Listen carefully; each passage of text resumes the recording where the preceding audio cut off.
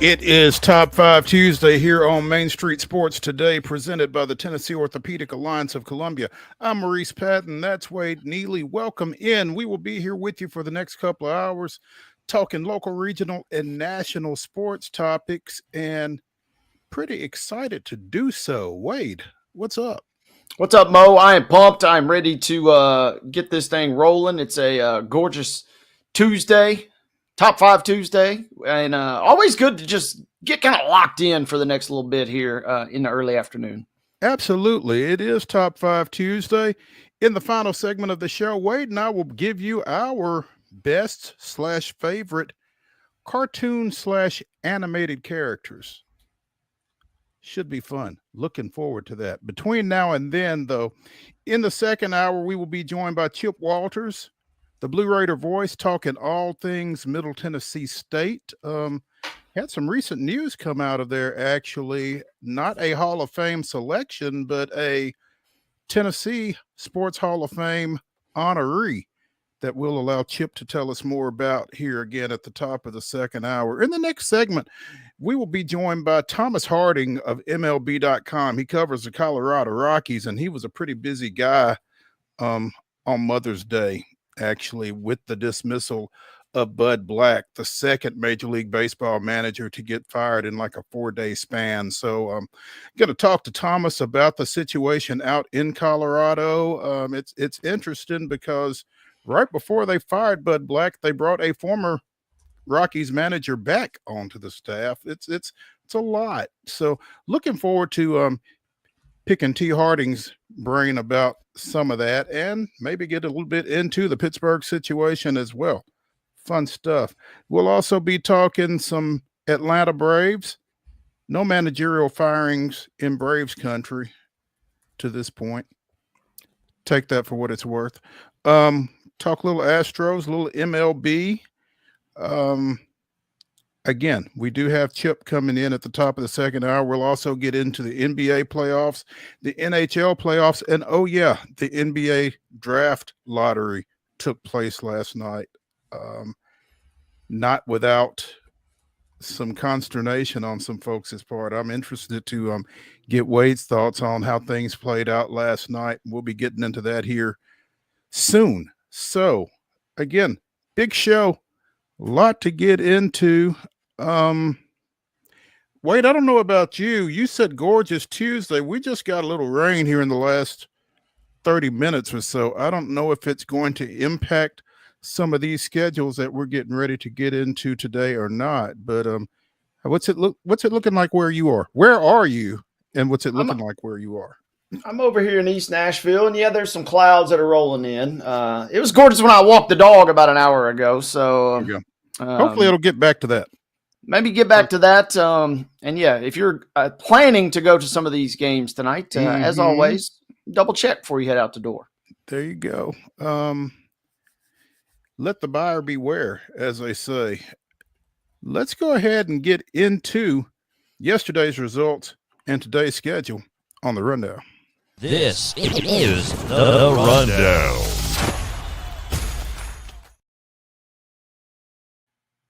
Coming in hot, boys and girls, on a Tuesday rundown, which means we start with Monday results, and we kick it to softball to get things cranked up, where Huntington defeats Cheatham County last night 6-4. Coffee County on top of Nolensville 9-1. It was Creekwood 6, Lexington 3. Eagleville all over Cornersville 15-0 was your final there. Gordonsville similar, but just slightly less run production there. 13-0, Gordonsville over East Robertson. It was Green Hill 21, McGavock 0. Lawrence County staying hot, ladies and gentlemen, with a 4-2 win versus Stone Memorial. Station Camp picks up a 15-0 win versus Lawson. It was Liberty Creek 10, Monterey 0. McNary Central with a 5-0 win versus Fairview. Oakland defeating Wilson Central 12-2. It was Page 9, Lincoln County 7. Portland with a 18-3 win over MLK. Huntland comes into Linville and beats the Richland Lady Raiders 5-3. Watertown, talk about a close game, talk about a fun game, defeats Trousdale County last night 5-4. Speaking of close games and boys soccer action last night, we had one on the docket, and it was Murfreesboro Central Magnet slipping by Cumberland County with a 1-0 victory. Major League Baseball action from yesterday. The Atlanta Braves walked it off against the Washington Nationals 4-3. We will talk more about that one later in the show. And also, it was the Kansas City Royals going into Houston, picking up a 7-5 victory last night. Softball today, it's Mount Juliet at Overton. That's a 4:30 start there. Boys soccer this evening. You've got a 6 o'clock matchup between Community and host Battle Creek. Also at 6, Richland goes to Chapel Hill, taking on Forest. Again, that's a 6 o'clock start, and you can see it. You can hear it on Pulaski Citizen Live, and this says historical broadcast. Wade? Yeah, Mo. Mark Mize and Jennifer Hawkins will be on the call tonight. We are told that, according to the officials at Forest, it is the first time anybody has ever broadcast a soccer match at Forest High School. So Pulaski Citizen Live continues to kind of push the envelope. Best of luck to those two. Break a leg and hopefully get a good game. Those teams tied 3-3 in the regular season. Oh, wow. Okay. Raiders and Rockets going at it at 6 over in Chapel Hill. Also at 6 o'clock, Glencliff goes to Station Camp. Columbia Central travels to Franklin at 7. Also at 7, Hume Fogg is hosting Portland. Ravenwood is at Shelbyville at 7. No times listed for the following. Cheatham County travels to Huntington. Stratford goes to STEM Academy. Sycamore hosts Lexington. Clarksville goes across town to take on West Creek. It's Cane Ridge at Beach. Fairview going out to Chester County. Rockvale is at Cookville. Murfreesboro Central goes up to Cumberland County. Harpeth is hosting McKenzie. Hendersonville is at Hillsboro. Smith County goes to Liberty Creek. Merrill Hyde hosts Independence Academy. White House Heritage is at Monterey. Henry County is at Rossview, and Siegel hosts Smyrna. Major League Baseball action this evening at 6:15. The Nationals and the Braves continue their series down at Truist Park. Again, that's a 6:15 start. You can see it on FanDuel Sports. And at 7:10 on local TV, it's the Kansas City Royals continuing their series in Houston against the Astros. Minor League Baseball, the Sounds go down I-40, taking on the Memphis Redbirds at AutoZone Park. First pitch is at 6:45. Ladies and gentlemen, that concludes your rundown.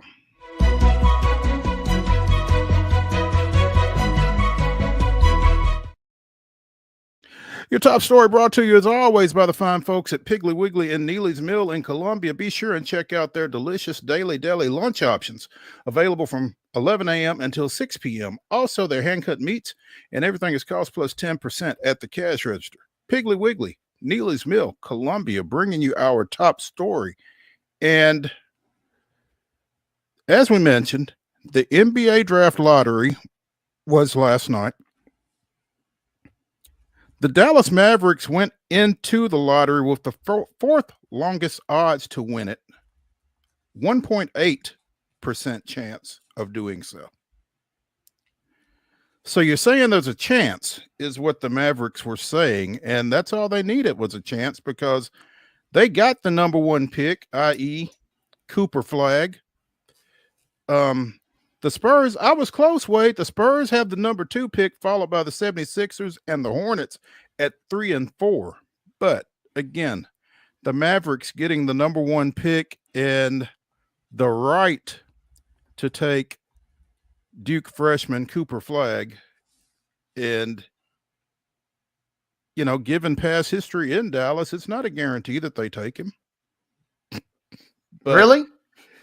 Well, I mean, hey. Really? I'm just saying, you know, Nico, who knows?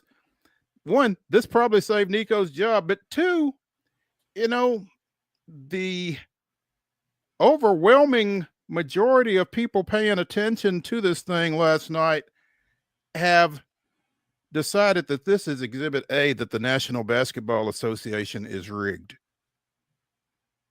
And, I don't necessarily like to play into that thought process, but man, it's tough to argue.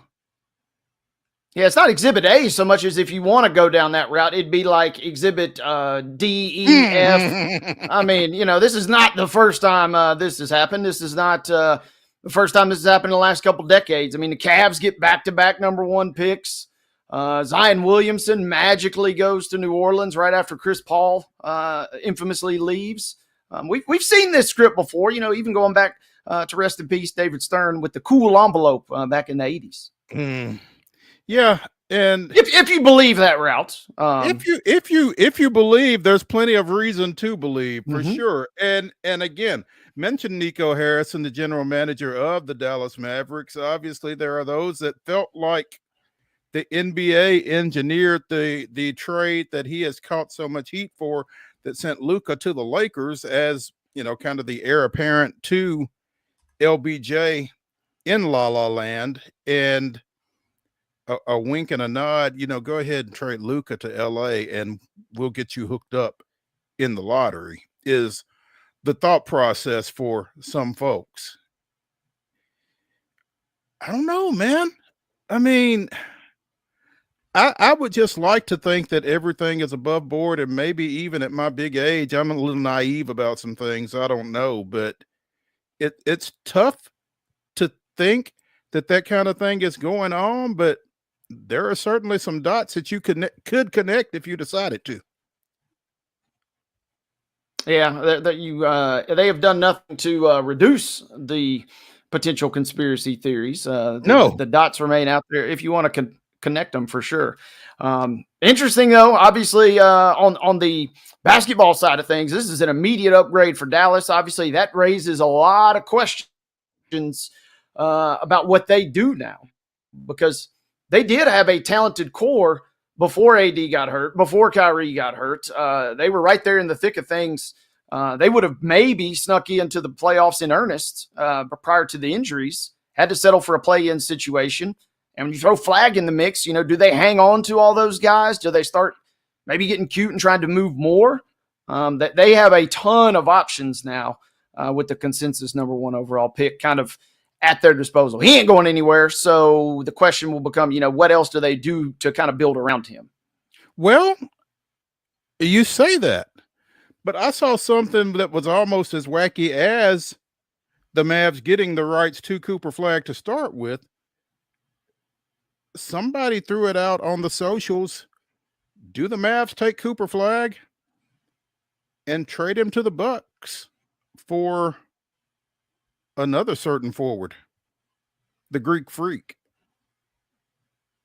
Yeah, that scenario is going to be talked about. I mean, Anthony Davis. I mean, you could still fetch a decent price for that guy if that's a route you want. That's what I'm saying. They have a plethora of options now. Mm-hmm. You could just keep Flag in and kind of figure things out and be a pretty solid team heading into next year. Or, like I said, if you want it, you run the risk of having the pitchforks out again in Dallas by trying to get too cute. But you really could parlay this into something nice. The other team that I saw that is definitely in the mix in that trade for Giannis, as you mentioned, is the Spurs, who now have a wild situation.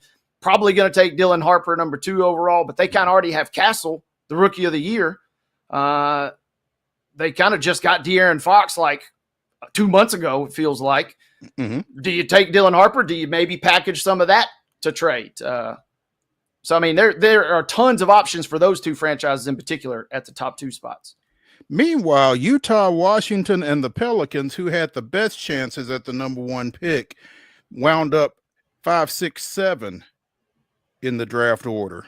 So while the NBA may or may not have done the Mavericks some favors, they didn't do anything for the Jazz, the Wizards, or the Pels. So Brooklyn comes out at number 8, Toronto 9.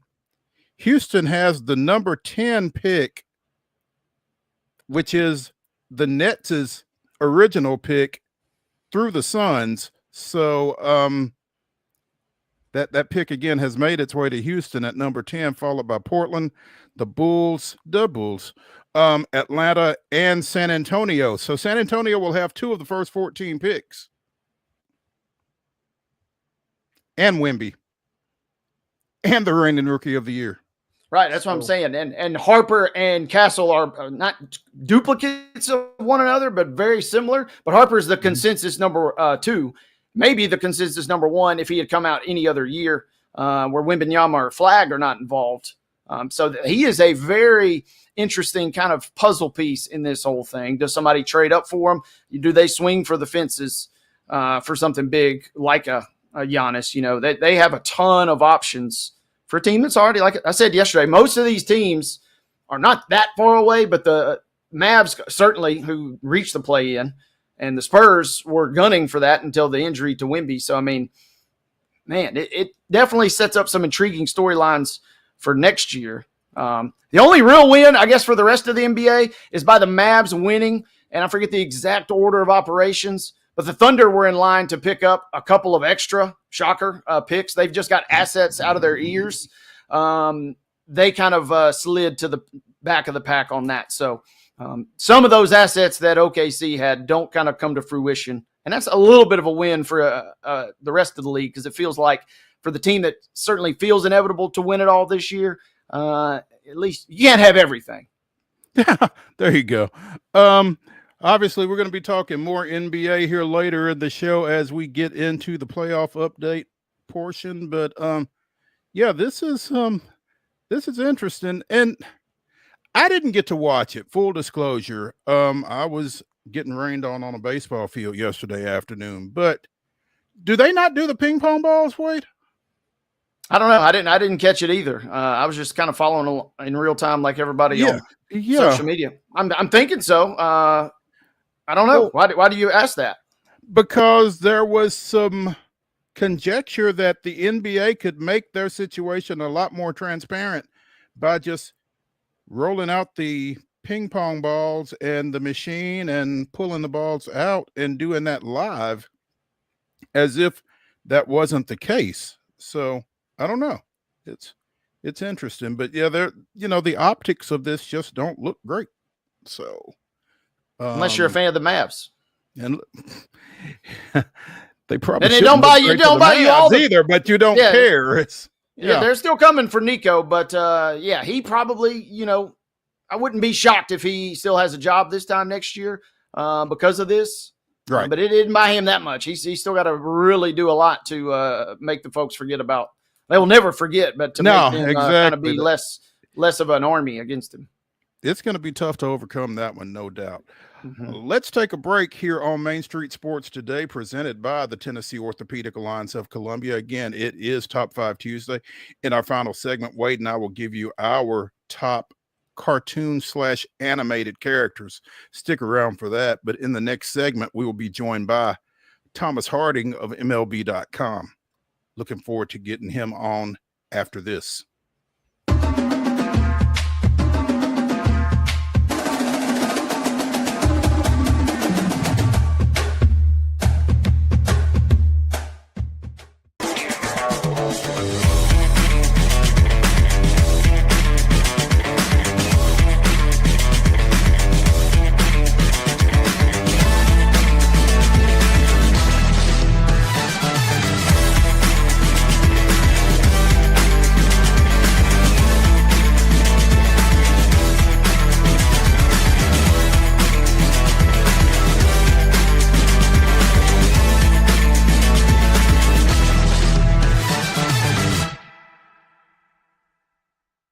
Get ready, race fans. NASCAR is back in Music City with a new name, the Cracker Barrel 400. Guitars, fast cars, and the comfort of Cracker Barrel's country hospitality. May 30th through June 1st. The action kicks off Friday night at Nashville Superspeedway with the Rackley Roofing 200. Then the Tennessee Lottery 250 on Saturday. And Sunday night, NASCAR's top stars under the lights in the Cracker Barrel 400.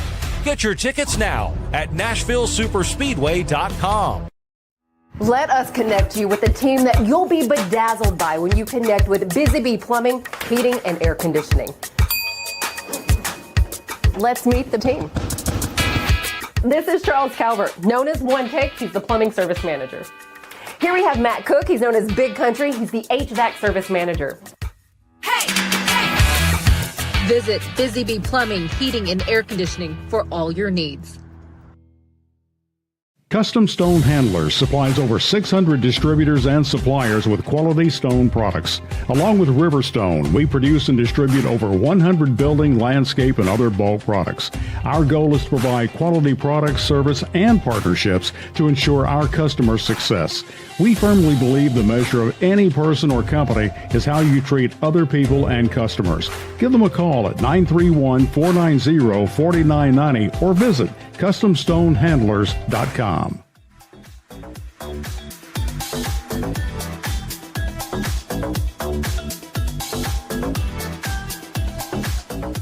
Top 5 Tuesday continues here on Main Street Sports Today, presented by the Tennessee Orthopedic Alliance of Columbia. That's Wade Neely. I'm Maurice Patton, and we have joining us now from MLB.com. He covers the Colorado Rockies. 6'8" Thomas Harding joining us. TH, what's up? Hey, man, how's it going? You feel good? You feel clean? I've got what it takes to win a championship, unlike the team I cover right now. Unlike the team you cover. Yeah, man, thank you for taking some time. Mother's Day wasn't necessarily so happy for you, and certainly not for Bud Black. Were you surprised by that development over the weekend? I was not surprised because, let's face it, when you're challenging some of the worst teams of all time, when every single day I get to write about the 1884 Kansas City Cowboys, generally you end up with a managerial change. Now, is that going to make a huge difference? I don't think the Rockies are going to contend for the playoffs this year. Hey, I'm breaking news on your show, okay? But right. We like that, by the way. That's right. We're watching this team, and you're looking at a ball club that just simply isn't at the major league level at a lot of places. And this is what you get. Going into the year, the Rockies thought that if everything went well, and that never happens, but if everything went well, then maybe they could push for 500 or something like that.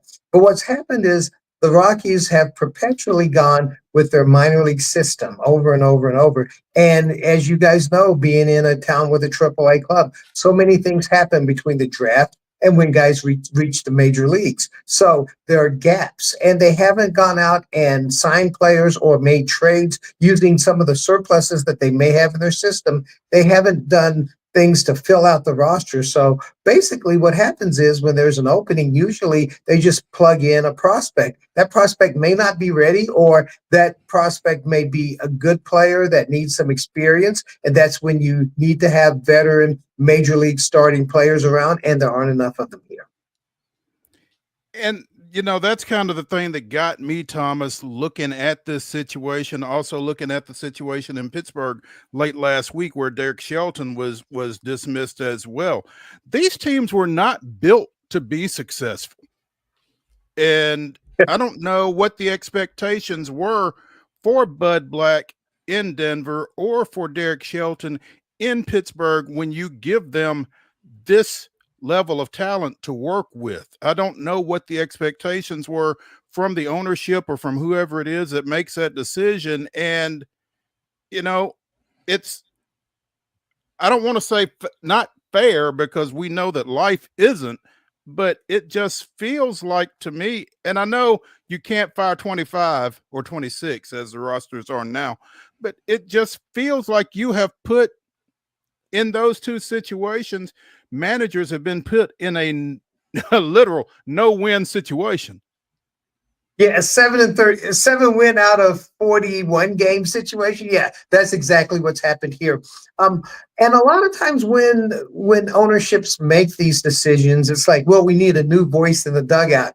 But the truth of the matter is, it could be any voice. I mean, it could be Whitney Houston from the great beyond. But if you don't have the talent, it's going to be very difficult to win baseball games. And that's the thing the Rockies have to fix. They have to fix how they go about these things. And here's what I'm seeing.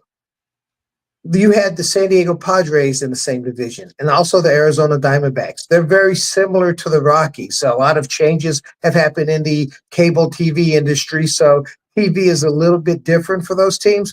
Those teams decided, that they were going to spend money, they were going to make trades with their prospects, they were going to do all they could to have a good team right now, rather than try to build something over a period of years that you really set yourself back if you don't get there. And what's happening is, especially in San Diego, that is the hottest ticket in town. And that's why they're able to afford the roster they are. It's based on fan support. In Denver, here's the strange thing about it, okay? Saturday night, they lost 21-0 in just a total gut-wrenching, embarrassing game against the San Diego Padres. There were 34,000 people in attendance to that. Now, some of the anecdotal things were actually kind of funny because some of the fans were leaving, and there were people who kind of went down and canvassed and looked at them, and the fans looked so disappointed. I mean, did they know what they were watching when they bought the ticket? But you had that. Then on Mother's Day, they go out, they win. Actually, a rare, really good performance. German Marquez, who's had a hard time coming off his elbow injury, pitches 7 innings, holds the Padres to 1 run. They win 9-3. And let's face it, it's a good stopping point. You're about to go on a road trip. That was when they fired Bud Black immediately after the game. As I noted, I walked past the clubhouse on the way to the interview room where Bud Black usually did his postgame. And on the way there, you're hearing the music in the clubhouse and everybody's celebrating. Then it gets turned off and you don't hear anything else. And after a long wait, it was announced that Bud Black had been relieved of his duties. So it's like nothing goes right around here. And Thomas, you kind of touched on the fan support there. And I mean, I guess that's my, from a human element of this, it seems like expectations were kind of low and the mood had kind of already soured. Has attendance dropped off, or you mentioned a big number a moment ago, but has attendance kind of trended one way or the other as the season has gone on? Are we looking at a situation where by the end of the year, there's 10,000 at the most at this ballpark, or kind of paint that picture if you would? Yeah, there were a couple of games early on, and usually about the low water mark here. Now, there was a doubleheader against the Tigers where not only was almost nobody there, but there were a lot of people from Detroit, a lot of lifelong Tigers fans. So when the Rockies were announced, there was silence. When the Tigers were announced, the place went into an uproar. Okay, so you're going to have days like that. Generally, the low water mark around here is about 18,000, and there are a lot of games with 18,000 people in the stands. It's still more than in Pittsburgh, but it's nowhere near what you would expect for Denver for even a half-decent team at this point. The other thing that happened to the Rockies, they lost their middle infield. The one signing that I thought was the type of signing they need to do a lot more of, Thairo Estrada, who had played for the Giants, they signed him to a 2-year contract. He gets hurt in spring training. Then Ezequiel Tovar, the Gold Glove shortstop, he gets hurt one of the first 3 games of the year, and he tries to play for about 15 days, and it's clear that his hip isn't working. Now, Tovar comes back on I think it's Friday against the Diamondbacks, and Estrada's getting near back. So at some point, they will look like the team that was intended, but that team that was intended still wasn't very good, and it was still in that waiting period, waiting for young guys to produce. And it's starting to happen, but not enough to win ball games. Thomas Harding of MLB.com joining us here on Main Street Sports Today, presented by the Tennessee Orthopedic Alliance of Columbia. One of the setbacks, shortfalls, however you want to call it, I guess, has got to be the Chris Bryant situation, right? Yes, they poured $182 million over 7 years into Chris Bryant, and he hasn't been healthy the entire time here. I think he's played a grand total of a little bit over a year, even though it's in the 4th year of the contract.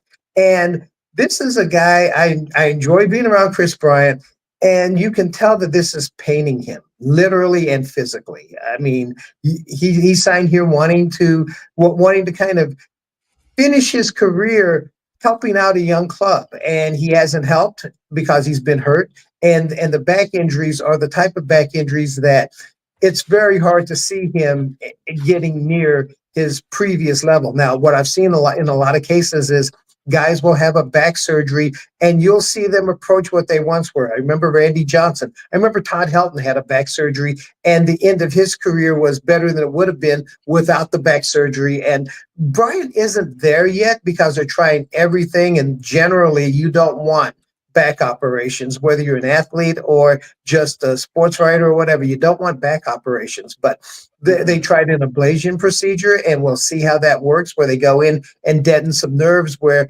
basically they kill the pain so you can work out. I don't know that your back itself actually gets better, but yeah, they spent the money on him. But here's where the mistake is with the Rockies. Let's look at the Diamondbacks. They spent money on a couple of pitchers. I remember Madison Bumgarner a few years ago, Jordan Montgomery. Both of those signings did not work. They went out and got Chase Burns. They've gone and filled in holes on their team by spending some money, making some trades, increasing the payroll if they have to in some cases. So you don't necessarily have to say, gee, Chris has all the money, we're not going to do anything. Let's just let's call up kids, and if they get hurt, let's call up people that aren't ready for the majors. And that's what's happened here in Denver. Has the Bryant situation kind of put them off on spending money, or was Bryant an anomaly? They don't spend a lot of money, and Chris Bryant was the first big signing in a long time, and it didn't work, and it may have put them off on it. I'm saying it should not have, because the Arizona Diamondbacks, Madison Bumgarner didn't put them off on spending money. Same with the Jordan Montgomery signing last year. So the Padres, they spent a lot of money a few years back, and I remember there was a year that it all fell apart for them. That was the perfect time for a lot of organizations to say, you know what, we're not going to spend. Instead, they're like, no, we're going to spend. We're not just going to spend, though. We're going to spend wisely. If we have our prospects, we bring them to the majors. If not, we'll use some of the talent we have in the minors and trade for better players. And so there are ways to do this rather than just saying, oh my gosh, Chris Bryant has the money, let's not spend anymore. Yeah. You talk about the prospects in the organization and whether they're ready to come up when they've come up. We notice, what is the affinity for the Colorado Rockies for University of Tennessee products? I think you've got 3 on the active roster right now with Seth Halverson and Chase Dolander on the pitching staff, and obviously Jordan Beck in the outfield. I got to tell you, though, those guys, they may look like keepers. Jordan Beck struggled coming out of the gate, went down to the minors. He's hit well over 300 since coming back. He is a guy that I identified on his way up saying, hey, this guy is going to be somebody. I think he's a building block for them. Chase Dolander, you're seeing the struggles of a young pitcher and the struggles of a young pitcher that has to pitch at Coors Field. Last time out against the Tigers, 3 innings, 6 runs, I think 7 hits, something like that, and 3 walks. Last night in Texas, I'm down here in Arlington with the Rockies right now.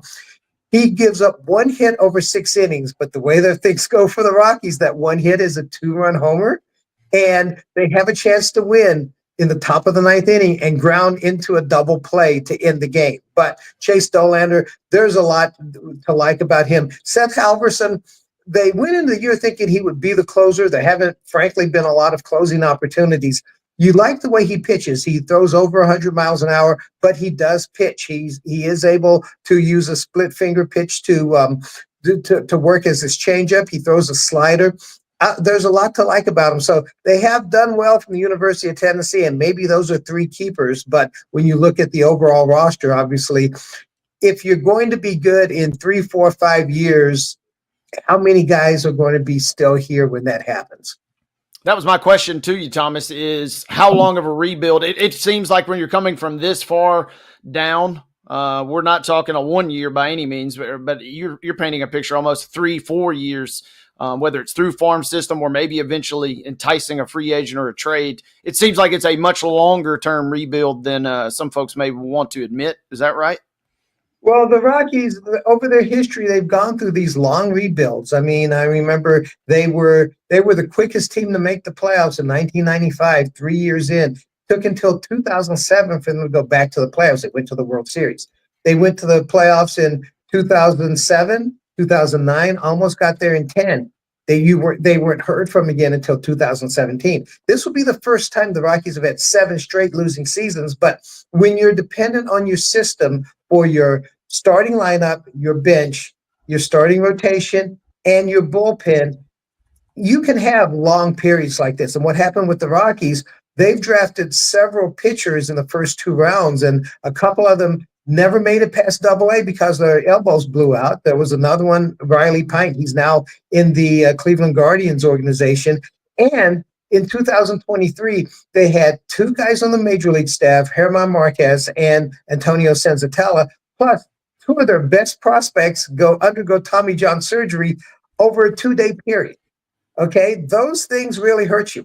For the Rockies to get to where they want to go, I think they can augment it with some better pieces, and they can't just go out and sign bench guys. They have to sign people for the starting lineup to where if the guy's coming through the system, you don't just plug him in there. It's like, hey, you need to be better than this major league player to get there. They'll always struggle with pitching. They have to build starting pitching from within because over my years here since Mike Hampton and Denny Nagel signed in 2001, there hasn't been a star pitcher that signed here, and you're not going to get it. You're just not going to get it. Pitchers cross this place off the list. You have to develop your own. The bullpen, they actually have some pretty good bullpen arms that they've developed. So what I would like to see them say, hey, let's see how quickly we can get there. Let's trade a bunch of the people that have been drafted. Let's go out and up the payroll by signing guys in key positions. Let's maybe trade some of the veterans this year and just see what happens. See if you can quicken this pace. How do you sell that to the fan base in a 162 game season? Hey, we're not going to be good for the next 2 to 3 years. That I would not want to work in that ticket office right now. Well, I'll tell you what, this is going on 7 losing seasons. Okay. So it's been going on for a while.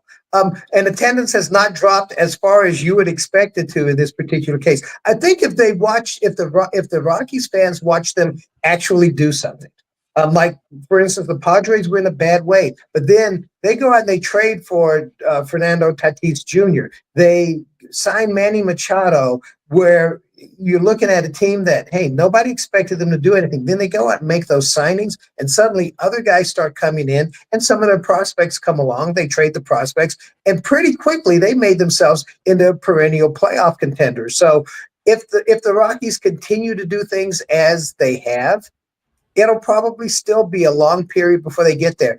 If they do something to quicken it, I would like to see what happens with that. Can they find a way to quicken this pace? Because they've lost so much ground in the National League West. I guess the one thing going for them is downtown Denver is never a bad time, and they do get a nice walk-up crowd. So whether it's Tigers fans, Padres fans, the 100 or 200 Rockies fans that are braving it out, they're still going to be able to get that draw just from kind of a walk-up crowd. It feels like a little bit. Well, it's really interesting. If you look around baseball, a lot of teams have these ticket packages where in order to see your team against a team that nobody wants to see, like say, for many years it was the Padres and Diamondbacks. You had to purchase a ticket to the game against the Yankees or a game against a team in the American League that doesn't come in very often. And they invented that pricing strategy, and it's worked for them and continues to work for them. Certain teams in certain areas, like, for example, if the Pittsburgh Pirates are half decent, which they aren't right now, but there are a lot of Pittsburghers who've moved to Denver. There are a lot of LA people who've moved to Denver. So that helps the crowd numbers. It doesn't help the sound of the place when the Rockies are playing and everybody's cheering for the other team, but that has helped. So there are strengths, and the strength is the fan base for what they've had to watch. They still support in one way or the other, whether they're supporting the Rockies or the visiting team. Well, one last thing on that. I remember it was after they traded Nolan Arenado. Nolan Arenado forced his way out. They ended up trading him to the Cardinals. Maybe they should have held on to him and let him opt out later. But anyhow, there's a packed house, and there are so many people in red. Well, the Rockies ended up winning a couple of games in that series, and by the end of it, it sounded like a Rockies crowd. And I joked that what a lot of people did was they wore their Cardinals gear, but kind of stuffed their Rockies gear in a bag. And at the end of the season, the end of the game, they put on purple and cheered. It's really a strange situation. It's one that actually is very enviable for a lot of teams.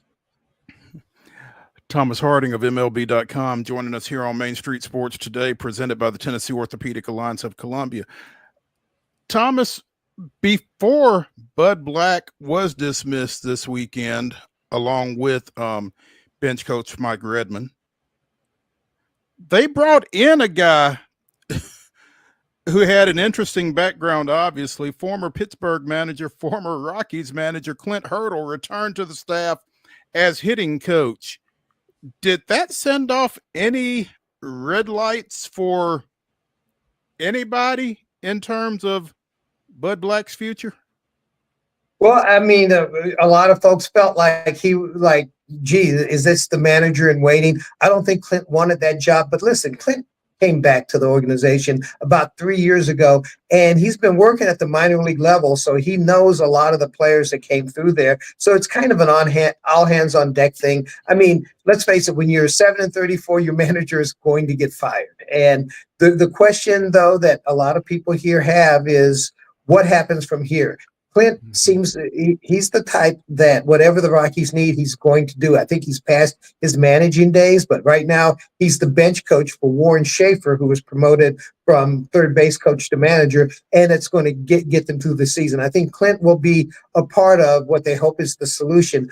I don't know exactly what that looks like in the future. What I would like to see is someone like a Clint at closer to the top of the organization, helping organize the baseball side of it. It seems they do pretty well from the business side, but they're thin in the front office. They're thin in coaching. They're thin in analytics, all the things that help you become a better baseball team, whether it's developing your own players or scouting other organizations for undervalued guys. They are thin in numbers in all of those areas that I'd like to see someone like a Clint Hurdle, and like some of the people that are in the organization now, and you bring in people from the outside to work on this problem and really devote the manpower and, yes, the money to it.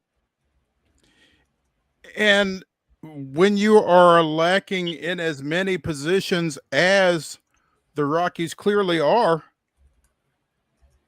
somebody's got to take the fall, I guess. And in this case, it was Bud Black. But to that end, is Warren Schaefer the long-term answer? And if he's not, who comes in there? That's a good question. I mean, I have my ideas. I've just sort of started asking some questions about it. But for me, if he's not going to be the long-term answer, and there is some familiarity with the players, I just don't know that when you put a guy in this particular position, at the end of the year, his record is not going to look good. It kind of, I hope it doesn't hurt his future as a manager at the major league level, because this is a really good coach and a guy who connects with people in this age group. I do think that he's going to be a contributor, whether he's the manager or not. For me, I would like to see, if it's not Schaefer, somebody that has some familiarity with the system here, but also somebody who's been elsewhere. Someone who maybe it could be a former player who played here or a former coach, someone who has seen it work here.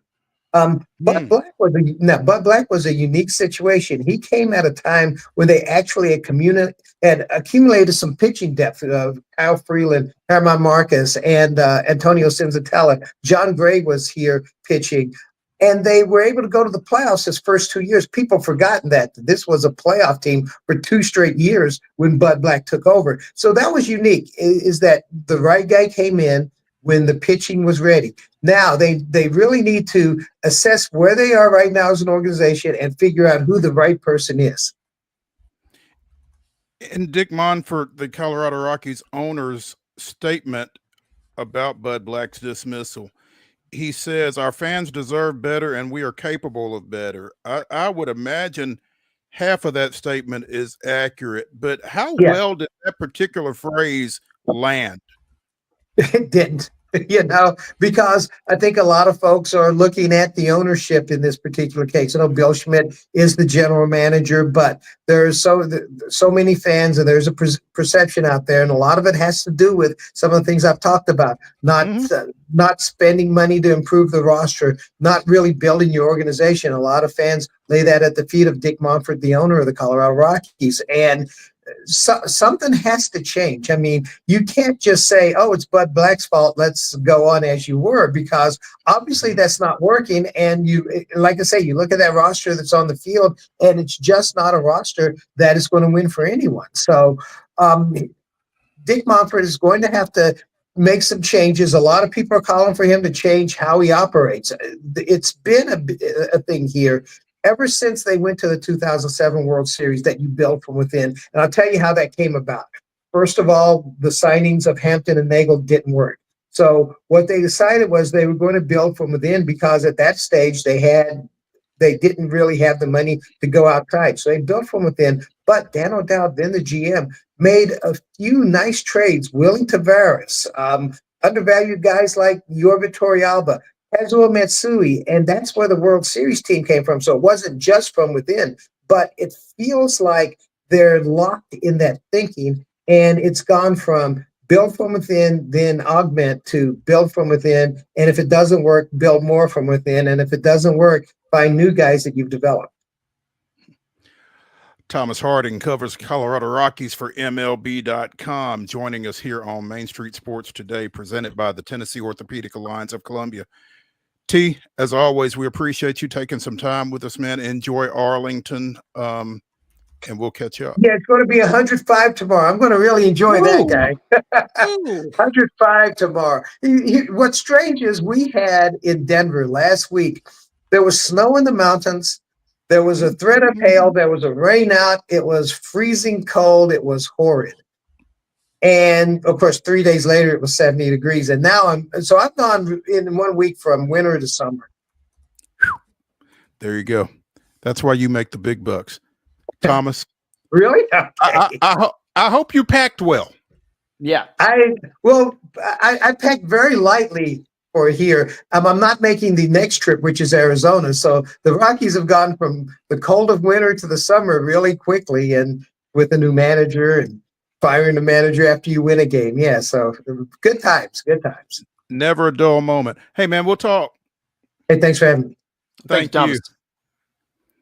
Hey, when we continue on Top 5 Tuesday here on Main Street Sports Today, presented by the Tennessee Orthopedic Alliance of Columbia, we'll talk a little bit more baseball as we get into the Braves. Hey, they won a game yesterday. Stick around.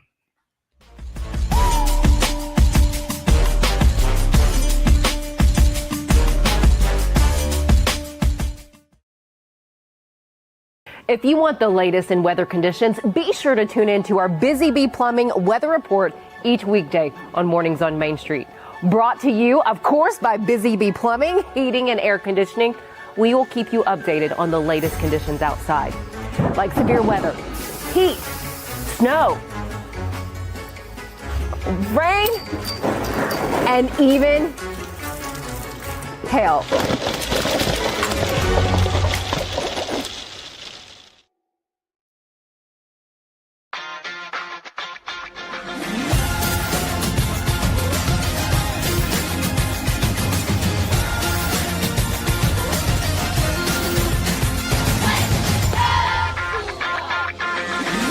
Zion Christian Academy at zioneagles.org or 931-388-7531. You can schedule your appointment to visit their beautiful campus. Again, zioneagles.org or 931-7531 to schedule your visit today.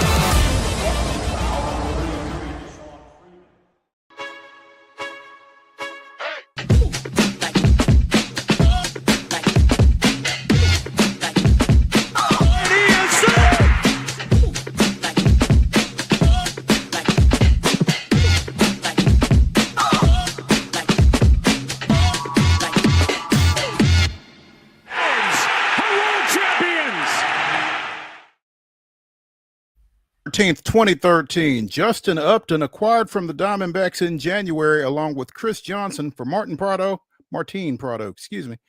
Randall Delgado, and 3 other players, returned to the desert and reminded his former team why he'd been their number 1 pick in 2005. Upton went 4 for 5 with a home run and a double, 2 runs scored and 2 driven in as the Braves won 10-1.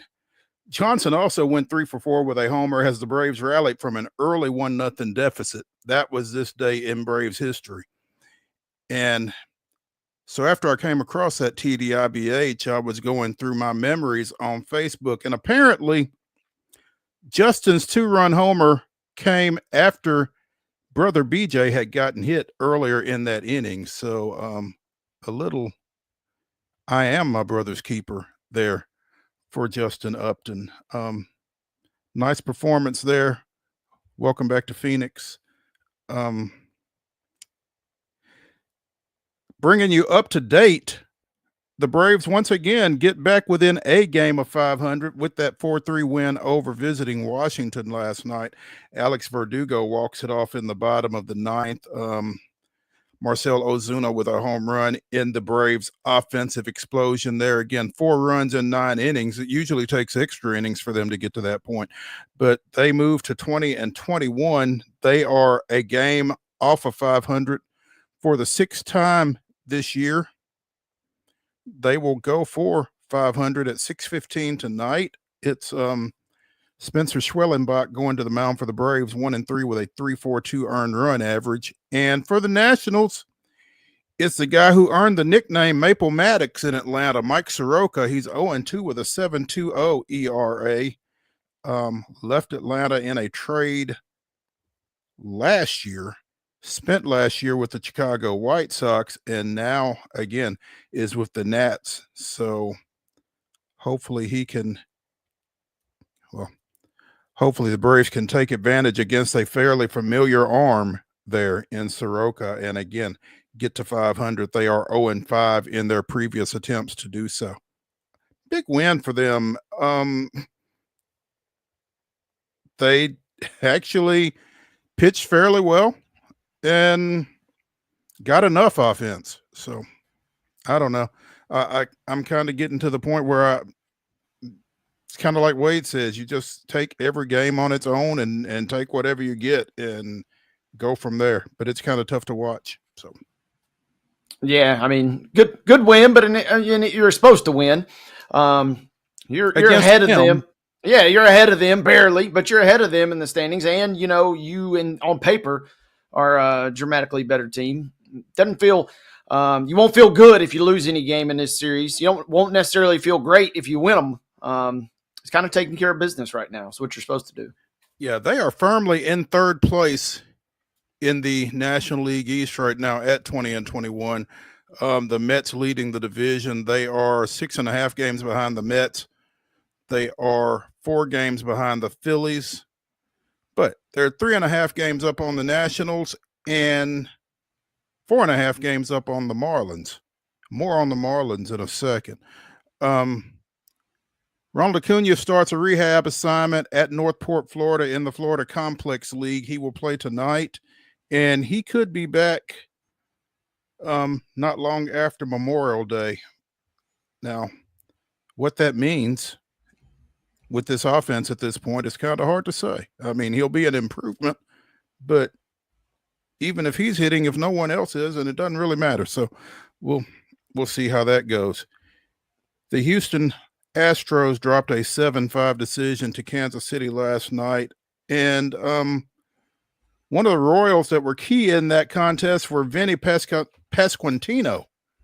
Had a pair of hits for the Royals in that win. Now, Vinny's dad, Dennis, just finished his first year as baseball coach at Spring Hill. So got a local tie there. It's kind of cool. But yeah, Kansas City getting the win there. Houston dropping to 500 at 20-20 with the loss. Told you to look at that over last night. You did say that. I don't know what it was. Did the over hit? With those two, I'll dig up the official line, but with those two, 8.5 maybe is 8. 9.5 would be okay. Yeah, it was 8. So yeah, good call, sir. I'm telling you, it doesn't work out the way it looks on paper very often with these guys. Well, and so with that said, Chris Bubik goes for Kansas City tonight, 4-2 with another sub-2 ERA at 1.69. Framber Valdez, 2-4 with a 3.94 ERA. gets the ball for the Astros in this 7-10 start out in Texas. We talked about the Marlins a second ago. We've talked about Ryan Weathers, the former Loretto High School standout. Ryan is supposed to get the ball tomorrow night at Wrigley Field. This will be his 2025 debut after opening the season on the injured list with a forearm strain. And no, he's got to be itching to get back out there after the finger issue that he had last year, and then again the forearm strain that pops up in spring training, and he's just now getting out there at the major league level. But his rehab starts have been really encouraging from all indications. He's got like 13 strikeouts in 10 2/3 innings over 3 starts. So he has looked about as good as he looked before he got hurt last year. So let's hope that he can roll that into a solid performance tomorrow against a Cubs team that sits atop the NL Central. They don't sit atop the NL Central by a lot, though. St. Louis has really closed the gap.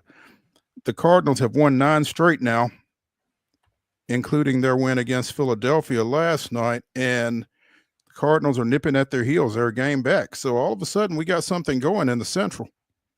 Yeah, St. Louis has played well, finally started to click a little bit, but also the Cubs have kind of come back down to earth. They have not had a great May. Now, part of that is they have, they've had a little bit of a rough patch on their schedule. They had a couple games with the Mets, I think, this past weekend. But if they can survive this little stretch here, I did read that their schedule really turns into Cupcake City for the next little bit. So hold and serve for the Cubs. On paper, it'd be cool to see Weathers come out, but playing at Wrigley, check the weather forecast. Yeah, hopefully the wind is not blowing out for young Mr. Weathers' sake. Yeah, and I mean, we're talking about a Cubs offense that, as we talk here today, they're 53 to the good in terms of run differential, even though they haven't played great the last week or so, 5-5 in their last 10. Wouldn't be shocked to see Mr. Weathers. His big thing, you just need to come out, try not to do too much.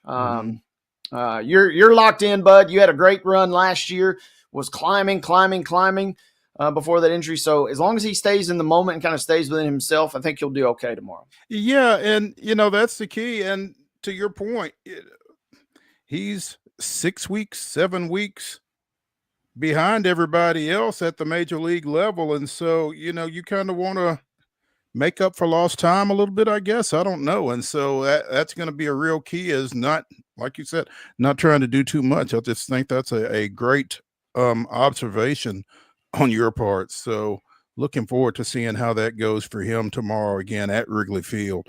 Try not to do too much, but also pray that the wind is not blowing out. Ooh, yeah. He can control half of that anyway. Mm-hmm.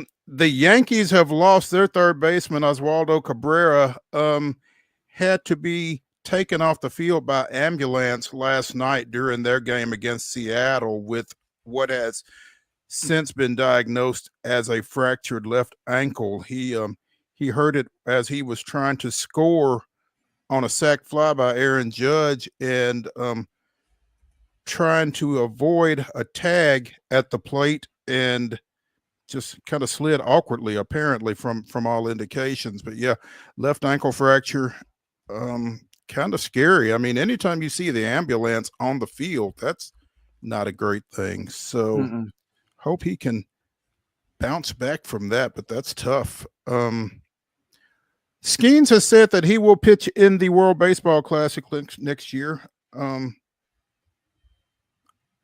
Pretty interesting development there. And I guess, the former LSU standout who began his career at the Air Force Academy, I guess it makes sense that, I'm all up for anything international wise. So that should be fun to see him on that stage. Reigning NL Rookie of the Year. Things have gotten a little tougher for him this year, but still thought to be one of the better pitchers in the league and in the game. So should be fun to say.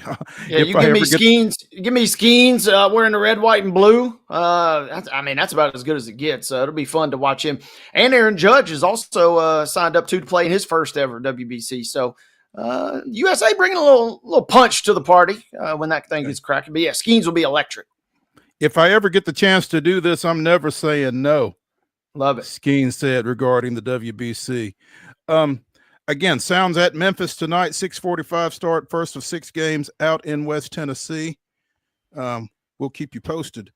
Let's take a break here as we close our number 1 of Top 5 Tuesday here on Main Street Sports Today, presented by the Tennessee Orthopedic Alliance of Columbia. When we come back, we'll be joined by the Blue Raider voice, Chip Walters. Stick around.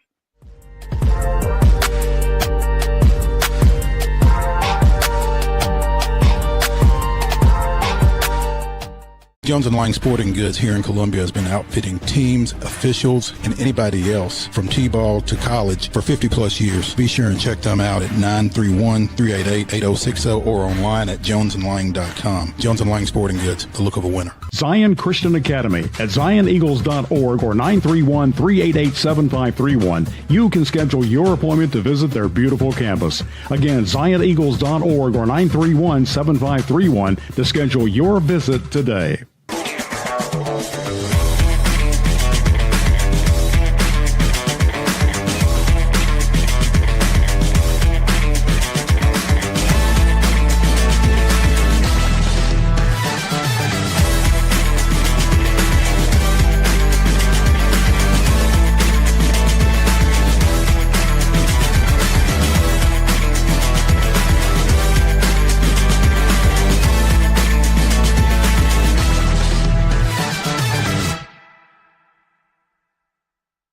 Custom Stone Handlers supplies over 600 distributors and suppliers with quality stone products. Along with Riverstone, we produce and distribute over 100 building, landscape, and other bulk products. Our goal is to provide quality products, service, and partnerships to ensure our customers' success. We firmly believe the measure of any person or company is how you treat other people and customers. Give them a call at 931-490-4990 or visit CustomStoneHandlers.com. Piggly Wiggly, located in Neely's Mill Shopping Center, is Columbia's locally owned and operated Cost Plus 10 grocery store dedicated to serving the community with low prices and smiling faces. Piggly Wiggly offers fresh, hand-cut meats daily as well as daily hot plate lunches from their deli counter. You're certain to see smiling faces and a helping hand when you're here at Piggly Wiggly. Come by and check out our fresh produce, high-quality meats, and more. Down home, down the street, we'll see you at the Pig.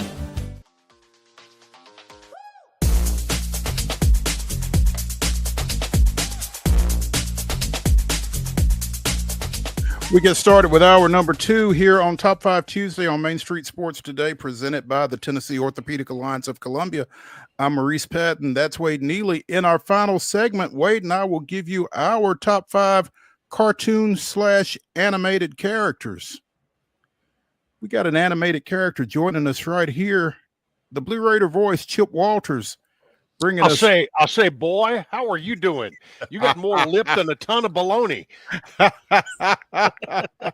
Oh, you won't hear the imitation again, but that won't be the last time you hear the characters. We'll leave it at that. Chip Walters, who was that your favorite cartoon character? Or do you have another? Leghorn always comes to mind. There we go. Understandably. So, boy, you got a bum steer, he said. Yeah. I think that might be an age thing as much as anything, but yeah, that's a solid pick for sure. What's happening in Murfreesboro? Well, did you get my text earlier? I did actually. I just thought I would set you up, but yeah. Well, it's kind of interesting. Graduation was last Saturday. They had 3 graduation ceremonies. Over 2,000 new alums are out there in the world now. After that, the baseball team had a good weekend. They swept Sam Houston, kept themselves alive going into the final week of the regular season. And today, matter of fact, they're probably getting on the bus right now, headed to Cookeville to take on Tennessee Tech tonight, and kind of been dodging raindrops over here all day. So that's going on, and then baseball will turn around and leave tomorrow to go to Kennesaw, and that will be a huge series. Obviously, their postseason life depends on winning 2 more games than Liberty this week. So here it's interesting. Middle is playing at Kennesaw, who right now is sitting in 3rd place. Liberty has Dallas Baptist at home, and Dallas Baptist is in 1st place. So Middle needs to either win 2 and Liberty get swept, or if Middle could find a way and go and sweep at Kennesaw, and Liberty win only 1, but they've got to win 2 more games. They're only a game back of Liberty, but Liberty has the tiebreaker, so they need to get a game ahead of Liberty this week. So that's kind of where all that stands. And Middle had a good weekend, as I mentioned, in winning in run rule fashion on Sunday. And they continue to do a lot. And I was on the phone the other day with Kevin Nichols, the assistant head coach, and we were talking about all the things they've gone through this year with all the injuries, and he kind of put it in perspective. He goes, I know we got a lot of Braves fans around here. He said, you remember all those years where they won championships? He goes, imagine what they would have been if they didn't have Smoltz and Glavine and Andrew Jones and Chipper Jones. He said, you lose 2 of your weekend starting pitchers, and Trace Phillips being basically your Friday night starter, and then your everyday first baseman. You lose him for the year. You lose Horn here middle of the season on. He's going to shut it down. So, you've had that. You've had the Wolf, the shortstop, hurt his shoulder the other day. And it's not that you hear about a ton of injuries in baseball. A lot of times, and I use your Braves as another example. When everybody talked about, what was the last 2 years ago when the big man went down, that, is that going to end the year? Well, Middle's kind of had that times 4 this year with different position players and 2 starting pitchers. So, they've already won. They've won more than they did a year ago. And they but they have to play 3 more conference games than they did a year ago because of one new added team, that being Kennesaw this year. So it comes down to the final weekend. The top 8 will go to the tournament, and right now Mills they're trying to scrap their way in there and be one of those final 8. Real quick, Chip, humor me, but does Conference USA mandate injury reports for sports yet, or? No, I don't. Not that I'm aware of. I haven't seen that, but you figure that's going to be coming at some point. The dreaded lower body injury and the dreaded upper body injury that we got so used to in hockey. But with to be honest, with gambling, sports gambling being legal now in 39 states, I think that that requirement is it's going to go against the grain of a lot of coaches. I know that. Well, that's what prompted it. A lot of folks will tell you at the SEC and other conferences this year. So I didn't know if that trickled down to CUSA. I'm not sure that it has just yet, but I'm like you. I don't think it's that far off. And once it does get to whatever leagues, there's just a little bit more gamesmanship, or a little bit less gamesmanship, I should say. If on, like, for a football weekend, if on Thursday that somebody's ruled out, or and what I can probably foresee happening is you'll never have anybody ruled out unless they've been out for like 3 weeks already, everybody will be a game time decision. But that's probably another good topic for a midsummer, nothing on the schedule kind of show. It's interesting that you talk about, injury reports and gamesmanship and rosters and that kind of thing, because I remember, and I don't know that we ever got the chance to talk to you about this, but Jacksonville State got a weekend win against somebody, and it might have been Liberty. I don't remember. I'm trying to look for it. When the other team started somebody who was not on the roster, and the Jack State coach, Steve Beazer, came out shaking his roster like, now hold on. After the first pitch, there was a one-pitch game. It was a one-pitch game. You're right. And I can't remember who it was against. I'm thinking Liberty, but I'm thinking Liberty, but I can't Liberty for sure. That's because which is kind of on brand for them, right? We, Liberty kind of finds its way into the conversation, some shape, form, or fashion. They have been, and but you're right, and they, you have a certain roster limit. Then you have another. You have to have your available roster that you put together for weekends, and when that dude came out and threw one pitch, you're right. Beazer came out of the dugout, and that was it. So, that's not the only time we've seen folks leave a dugout in college baseball here recently.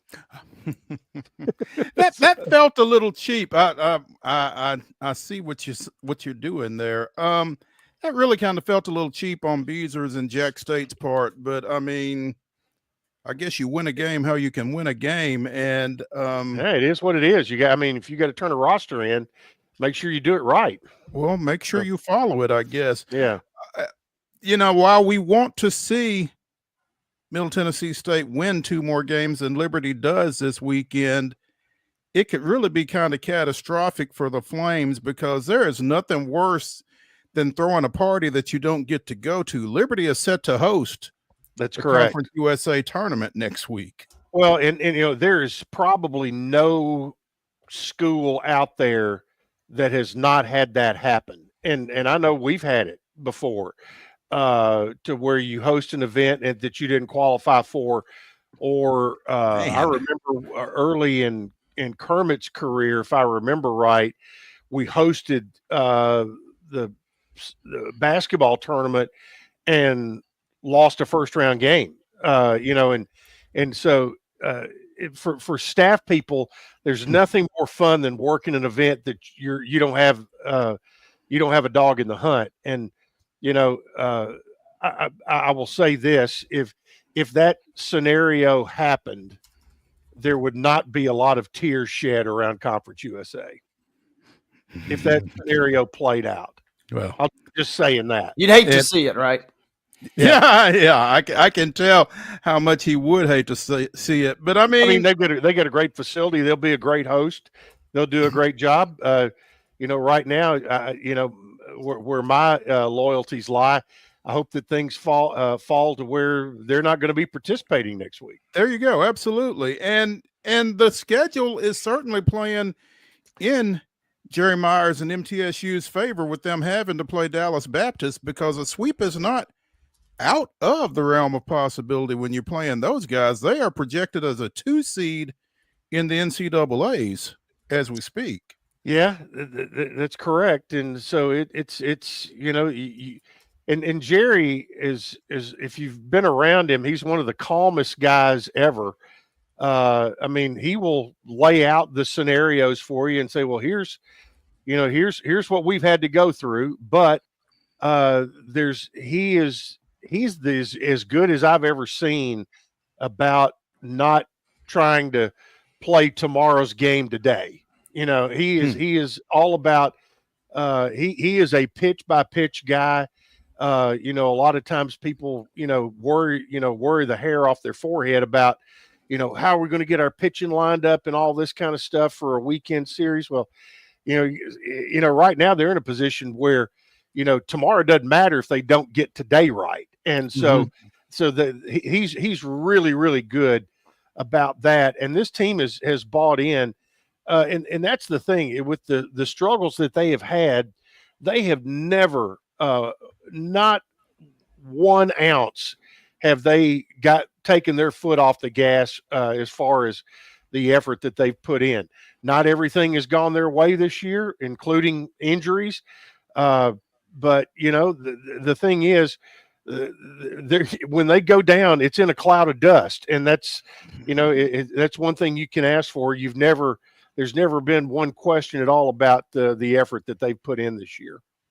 Just trying to go 1-0 today, right, Chip? That's right. Just trying to win the day. That's it. Chip Walters, the Blue Raider voice, joining us here on Main Street Sports today, as he typically does on Tuesdays. We've not talked portal in a while, but we need to, because we got a little portal news. Little portal news, and Blue Raiders have signed another guard, and this will be his name is Sean Smith. Sean Sean Smith, he's from Louisville, transferring to Middle from Western Illinois.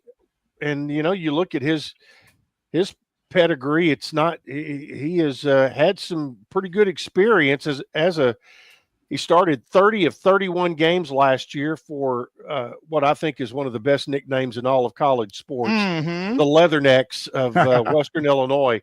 10.5 points and 5 rebounds a game as a guard, 47% from the field, about a 34% 3-point guy, and averaged nearly 4 assists a game, and had 49 steals, and he led his team in both of those categories, had 17 double figs.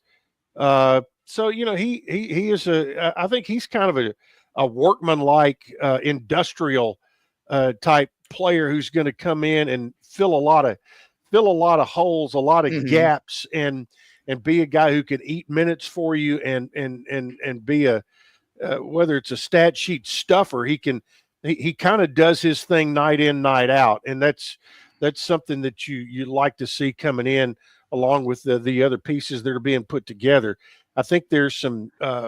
There will be some news on the near future about a post player or two, as that has been that I think those are some needs, because right now without Isam Mustafa, you look, Chris Loof is really your only true post player.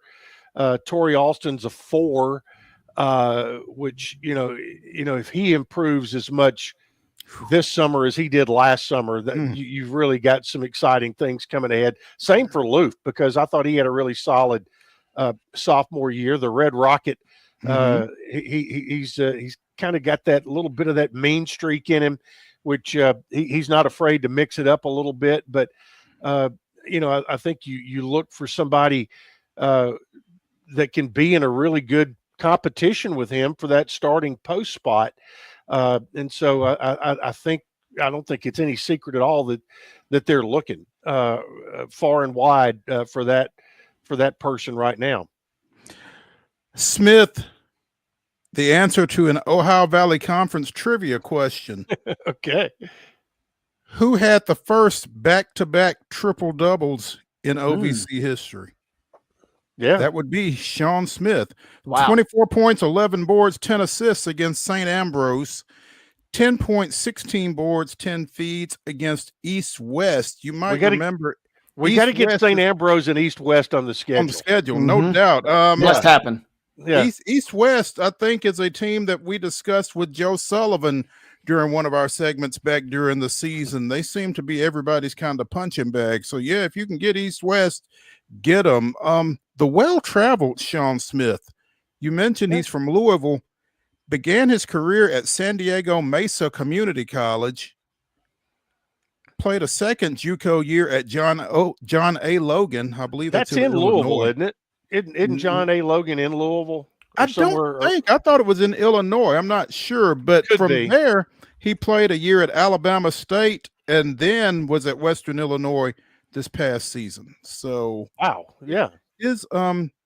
His passport has been quite full. Yep, he's got some stamps in some stickers on the luggage. You know, I know they had a good, from what I understand, had a good meeting with him. So, you know, he is now part of he's in the fold officially, Mm-hmm.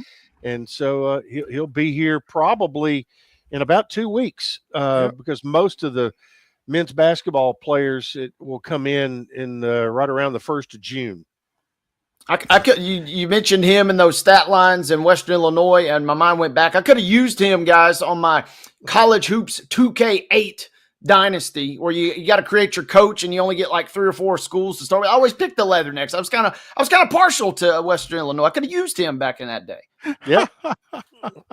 John A. Logan in Cartersville, Illinois. Okay, there you go. So, for what that's worth. That's and then there's more than we needed to know. John A. Gupton, which is a mortuary school that's on West End in Nashville. Oh, okay. Did you know that? I don't know that I did know that. I try not there's to your know trivia for the day. I try not to know a whole lot about mortuaries. Anyway, not to be outdone, the women have added a recruit as well. Speaking of passports, Yuhan Lin, yes. She goes by Catherine, 5'9" guard from Taiwan, has joined the Lady Raiders. It's my understanding that she showed up on film in a tournament, in an international tournament with the young lady from Spain, the 6'10" girl who they've signed. Okay. She showed up in a I don't know if it was in a game against, but in some tape that I think Matt Insel was looking at. And it's like, what about her? Yeah, I think that was exactly the way it happened.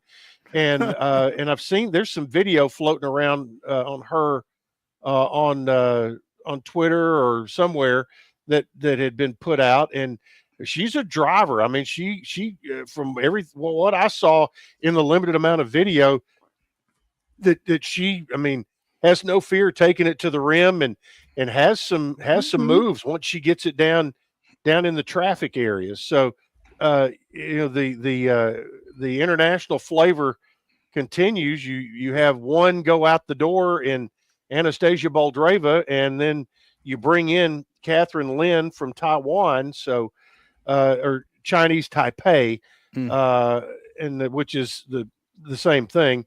But I think that where they saw her was in the FIBA U18 Asia Cup. So that's so looking forward to that, and looking forward to meeting her and seeing how she matriculates with the Lady Raiders.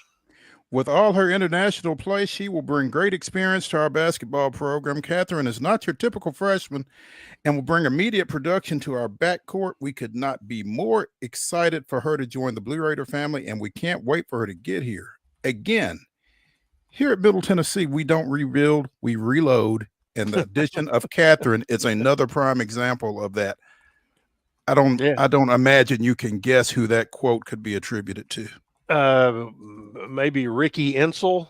Yeah, that'd be a sure good sounds guess. like it. Yeah, that'd be a good guess. It's interesting. I tell you this: last Wednesday on my Wednesday radio show, I had Isam Mustafa and Anastasia Boldreva as my guests. Because they had both been named male and female athlete of the year, and I thought it would be kind of a cool deal to do, both being international students. And it was funny, Anastasia talking about her first couple of weeks here on campus. And I said, so are you telling me that you didn't understand Coach Insel? She goes, heck no, I didn't understand anything he said for a little while. So, but they're both doing well. And I think Isam's either off to LA or New York to go through some workouts and see whether his NBA dream will happen, or whether he is going to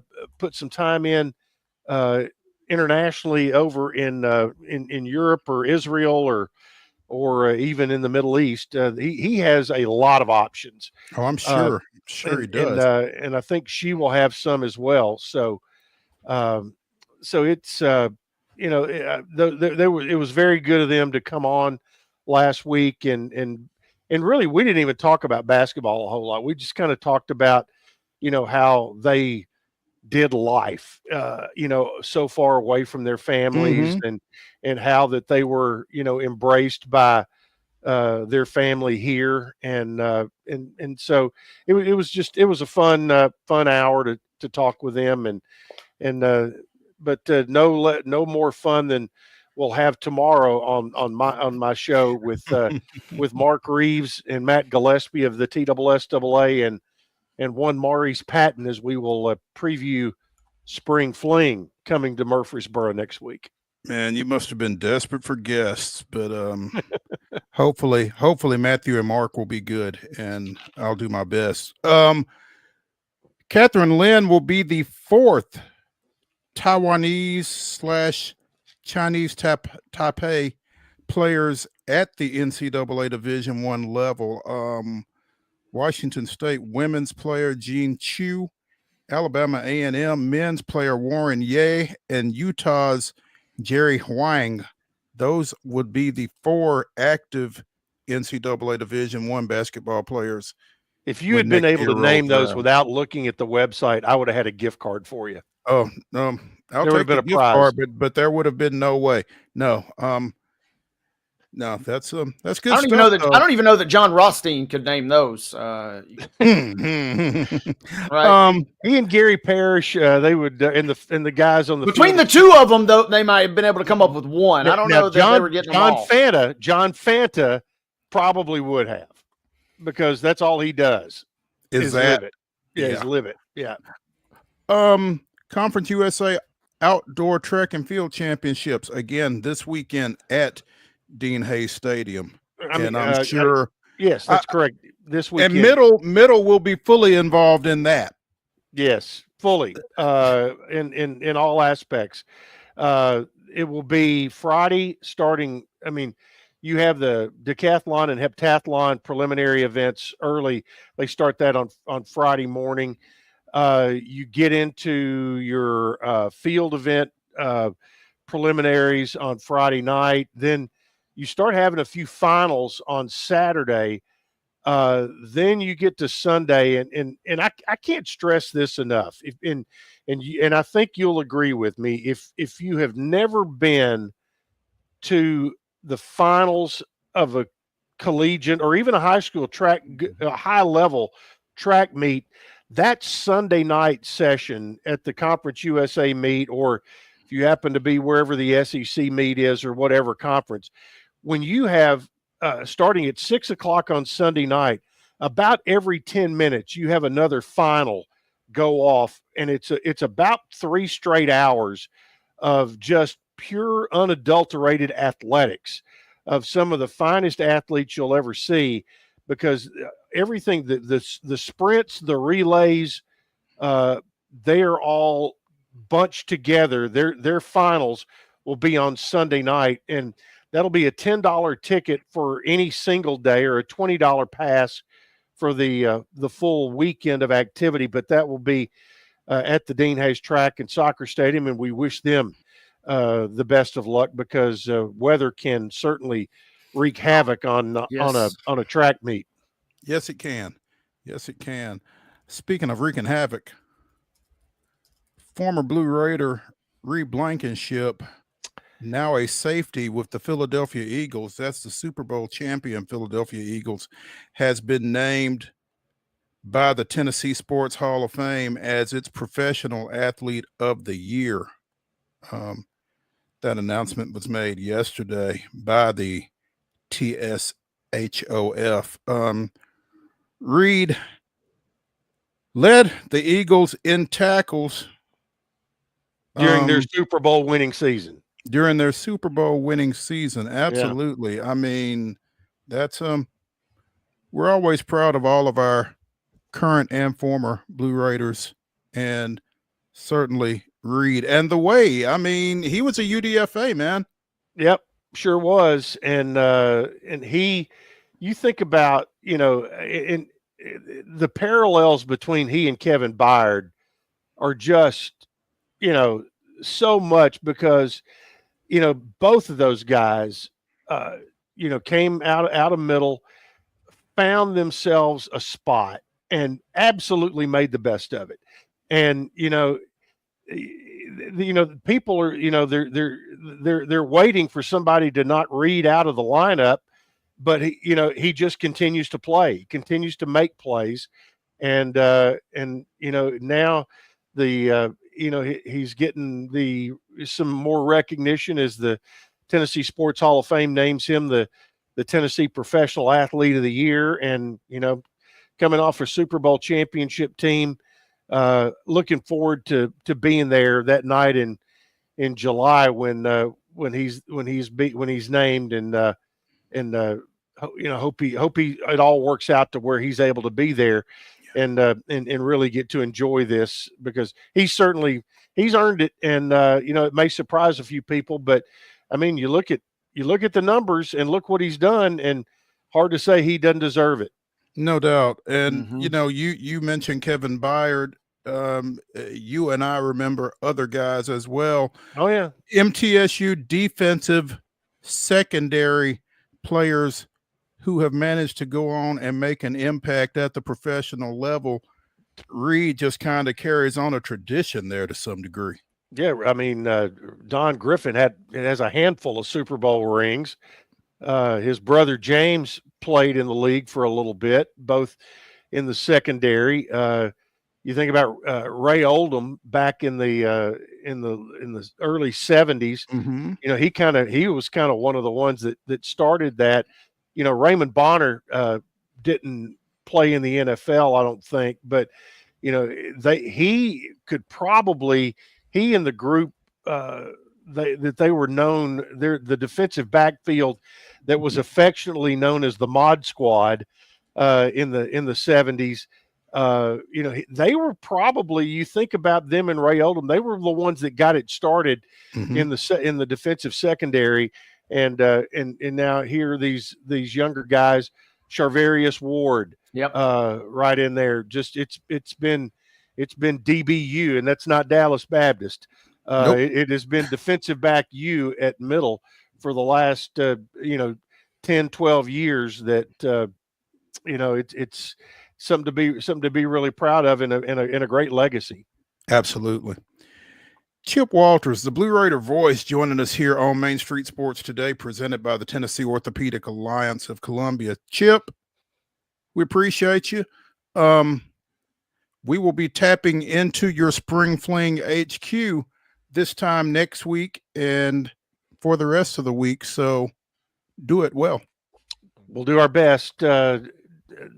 Me, David Lambert, and Bradley Lambert will kick things off Tuesday afternoon, 2 until 6, I think, is our timeline on next Tuesday. But we'll hope to bring folks a lot of information, a lot of results for schools all across the state. We'll be doing basically a big 4-hour giant sports center from right here in Sportscom, just down the street from my office. So looking forward to that. So that'll be Tuesday, Wednesday, Thursday, and Friday, right? No, Tuesday, Wednesday, Thursday. Thursday. Okay. Yep. And the hours that will be on the air, 2 to 6, I think, on Tuesday, 10 to 6 on Wednesday, 10 to 2 on Thursday. Ooh. So, yeah. Good to know that now, right? Yes, absolutely. The devil is in the details. Chip, we appreciate it, and we will catch up. I'll talk to you in the morning. And Wade, good to see you. Yes, sir. See you soon, Chip. Shoot me a text. Hour number 2 of Top 5 Tuesday here on Main Street Sports Today, presented by TOA of Columbia, continues after this break as we get into the grab bag. But again, in the final segment, Wade and I will give you our top cartoon characters. Stick around.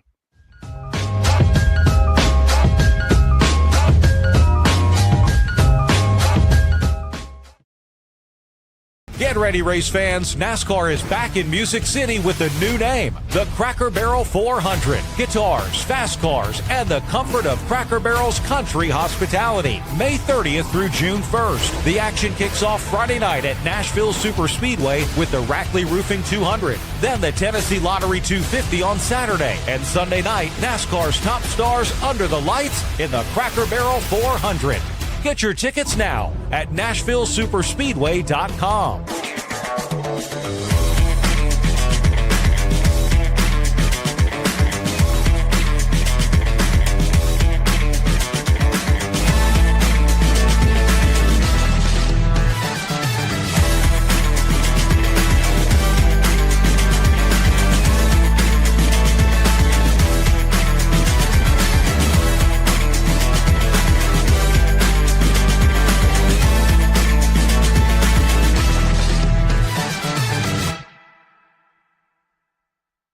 Jones & Lang Sporting Goods here in Columbia has been outfitting teams, officials, and anybody else from T-ball to college for 50-plus years. Be sure and check them out at 931-388-8060 or online at jonesandlang.com. Jones & Lang Sporting Goods, the look of a winner.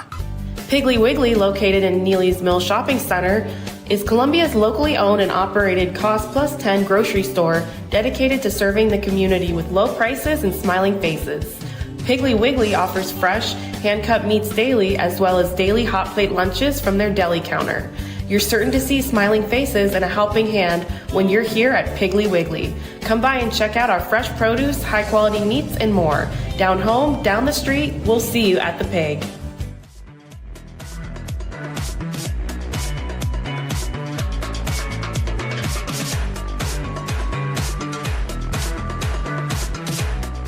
It's Top 5 Tuesday here on Main Street Sports Today, presented by the Tennessee Orthopedic Alliance of Columbia.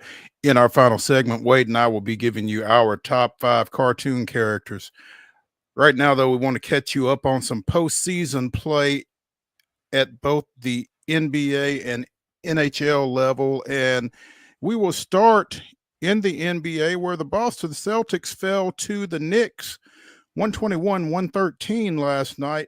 The Knicks leading that series 3-1, but that's not the worst for the Celtics, as Jason Tatum late in that game sustained some sort of a foot injury, and it was pretty severe. I mean, he had to be carried off the court, with a couple of guys, one under each arm, and was wheeled down a corridor to the locker room in a wheelchair, and it doesn't look like he's going to be back this postseason. It's really an unfortunate development. Tough pill to swallow. Torn Achilles is it's not official. They're still waiting to clarify with the MRI, but he may be out for quite a while, which is tough for Boston, and obviously losing the game. Of course, it was a double whammy. And I would have been really fascinated to see how the rest of the postseason unfolded if Tatum suffers the injury, but Boston manages to hang on and win. It feels like this series has been stolen by the Knicks and will end up being Knicks and Pacers, which will be fun. Not quite as glamorous as it was in its heyday, perhaps, years and years ago, but it'll still be entertaining. But yeah, Boston, man. For a team that was on the cusp of having a repeat, I mean, their team is built. They could have maybe even dared to dream about a third title next year. But now everything is kind of in question. And this is a series mode where they had a 20-point lead in game 1. They had a 20-point lead in game 2 of the series. And then last night had a 13-point lead. All of them have just kind of crumbled. Boston, it has got to be a tough day to be a fan of the Celtics, because that was a double gut punch. Things aren't much better if you are a fan of the Warriors, who fell to Minnesota 117-110 last night. They did not have Steph Curry, and his return from the injury is questionable, and if Minnesota wins one more game, it won't matter. The Timberwolves lead that series 3-1 with that victory last night. Yeah, and that was a weird game. Golden State is not cruising, but playing well, kind of enjoying most of the action, enjoying the lead. And then, poof, in the blink of an eye, at some point in the third quarter, They abandoned all of their defensive principles and threw everything out the window and just got blown off the court. They lose by 7. That was a 20-plus point lead. They got some real garbage time points to kind of make that a lot closer than it was. And it was a head-scratching situation. Jimmy Butler ends the game with just 9 field goal attempts. And it was like a game of hot potato out there every time he had the ball. Golden State didn't necessarily know or think that maybe they would make a run. It would have been cool, for nostalgia's sake, to see them wind back the clock at full strength and make one last run. But you got to give props to Minnesota, who kind of just did what they needed to do last night, and we'll close out this series. Does not sound like Curry will play in this next game, and that might be enough to see this series close out. Anthony Edwards scored 30 points, scored 16 of those in the third. Julius Randle finished with 31 for the Wolves. And yeah, they kind of look like a runaway train right about now. You mentioned Indiana. They go back to Cleveland tonight in position to close things out against the Cavs. They're up 3-1 in this one. Yeah, and I feel like Cleveland will be able to probably rally. It's going to just depend on some injury availability. If Donovan Mitchell, I don't know. The vibes are not good, and they're going to lose the series. They are favored by close to 9 points tonight. So Vegas at least likes their chances playing at home. Maybe they rally in front of the crowd there. But Mitchell still being day-to-day. If he goes, I think their offense so much was focused around him when they had the other injuries that they kind of got in a rhythm of watching him kind of go Superman. And without the Superman, they might be in trouble. I don't know. I get the feeling, though, that Cleveland hangs on and wins tonight. Feel like they hang on and win tonight, but you can't feel like they can get Game 6 in Indianapolis. Be tough. I mean, that's kind of they're in such an odd and bad spot, because if you were able or fortunate enough to rest Mitchell tonight, you could load him up for Game 6 and just say, all right, let's go with these guys at full strength. Right. But backs against the wall, if you have to roll him out tonight, if he's limited, and then that kind of limits his availability. In 6. Again, of a win, it's going to be a tall order. This is a Cleveland team that at their best can still easily win this series. They are not at their best by any means right now. So the question will be, can they dig deep and find a way to do it? Denver goes to Oklahoma City tonight for Game 5. That series is tied at 2 apiece. What's the biggest question in that matchup tonight, Wade? Is it Jokic and which one we get, or is it just how fired up SGA is in front of the home crowd? I mean, this series has been kind of a not head scratcher, because we know what Denver is capable of. But the last time we saw Denver in Oklahoma City, you and I were basically making 3-pointers for the Thunder. If Denver can show up tonight, and they're about a 10-point underdog, if they could show up tonight and not see ghosts and not have those haunting flashbacks of what happened in Game 2, I think they'll be in good shape. I don't know that they will win tonight, but I don't know that I'd buy 10 either. I think this will be a close game. This has felt like a series with twists and turns that could go 7. And it's also felt like Jokic has been subpar by his standards, which is still better than like 99% of the league. But it feels like maybe he has a little something up his sleeve. It should be a fun one to close us out tonight. Carolina took a 3-1 lead over the Caps with a 5-2 win last night. Edmonton taking command of that series against Vegas with a 3-0 win as well. Again, both the Oilers and the Hurricanes up 3-1 after their victories last night. Yeah, props to Edmonton. Per tradition, I've not watched a second of Caps and Hurricanes, and I'm okay with that. I've made peace with that. But Edmonton, after the wild finish Saturday that still everybody's talking about, Vegas just came out flat. They've been flat more often than not. They sleptwalked a lot of times in that opening round series, and now they're playing a more formidable opponent, and they got punched in the mouth last night. Edmonton was rocking. The fans did go home happy last night. That was a good win for them to kind of get back and take full control of that series. Winnipeg goes to Dallas, or stays in Dallas, for Game 4 tonight. The Jets leading that series 2-1, trying to match Carolina and Edmonton. So Jets and Dallas tonight. Dallas trying to get it back to even. Yeah, and this series kind of has just turned into Dallas has Mikko Rantanen and the Jets don't. And that's kind of, it feels like that's how this series might be decided. As talented as a team and a unit as Winnipeg is, Dallas is a great team and unit too. But Rantanen's on a heater of all heaters. I've mentioned it before, even the draft lottery yesterday. Dallas, if you're willing to look at the Stars, got a great deal of fleecing based on the return they've got so far. They are really feeling good. Yeah, that building will be rolling tonight. And I would not be shocked if we're talking Dallas up in this series 3-1 when we reconvene tomorrow. The NFL will release its 2025 schedule tomorrow evening, but clearly a number of games are already out there, including the entire international slate. And it starts on September 8th when San Diego, I'm sorry, showing my age again. The Chargers go back to Brazil. I thought, yeah, they've got this is a AFC West matchup, supposedly. Because again, this is a leak, this isn't official, but apparently Kansas City and the Chargers will play at Sao Paulo over Labor Day weekend. Guess that's one way to kick things off with your Super Bowl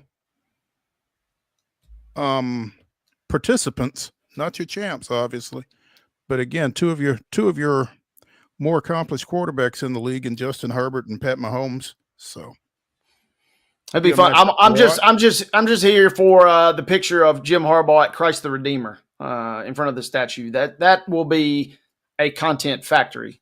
Him down there in Sao Paulo. Viking Steelers in Ireland on September 28th. That'll be the first. That's the first NFL game in Ireland, I believe.